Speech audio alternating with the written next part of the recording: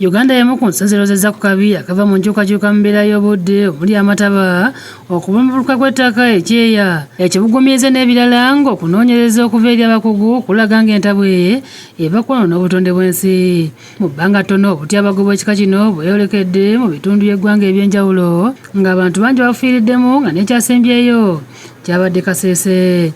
Gavumenti ng'eyita mu bitongole byayo ezeneka efubi w'enjawulo ezaako okutangira abonoona obutonde bw'ensi omuli emisomo ebikwekweto ku beesenza mu ntobazi abasanyawo ebibira n'ebirala. Kati gavumenti ya Buswedi ng'eyita mu kitebe kyayo kuno ewadde ensimbi obumbi 2 mu obukadde 3 eri ab'ekitongole ky'ensi yonna ekivunaanyizibwa ku mmere n'ebyobulimi ekya Food and Agriculture Organization FAO mu bufunze okubunyisa enjiri ekwata ku nkyukakyuka y'embeera y'obudde mu masomero mu kaweefube atumiddwa Green Schools Initiative agendeddwamu okusomesa abayizi akabi akali mu kwonoona obutonde bw'ensi. Omukolo gw'okuteeka endagaano mu kaweefube ono gubadde ku kitebe kya Buswedi mu Uganda wakati w'omubaka wa Buswedi His Excellency Maria Hackinson n'akulira ekitongole kya FAO mu Uganda Antonio Credo. Agwetabiddwako abantu ab'enjawulo omuli n'amyuka akulira Vision Group Javiz India nabo. Vision Group yalondebwa okubunyisa kaweefube ono mu masomero nekwesa obubaka obukwata ku kukuuma obutonde bw'ensi. Omubaka wa Buswedi mu Uganda ategeeza nti enteekateeka eno yakwanguwa okutambula obulungi mu masomero. Schools can influence appropriate green actions that could save the environment, increase adaptation and mitigation actions at schools, but also, of course, at community and national levels.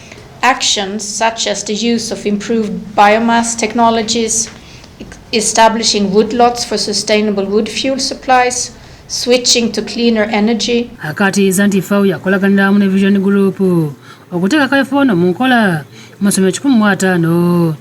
Therefore, the government of Sweden has allocated over 2.3 billion shillings to Uganda in additional financing to the Climate Resilience Livelihood Opportunities for Women Economic Empowerment Project, long name, through that we already have ongoing with FIU.